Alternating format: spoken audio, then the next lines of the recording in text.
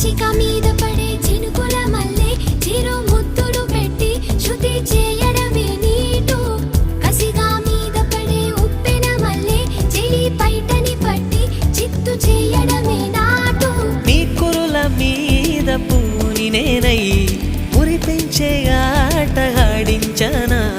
మృదువైన ముద్దుల్లో సొగసే ఉందే మంచంలో మాటలకి చోటే ఉందే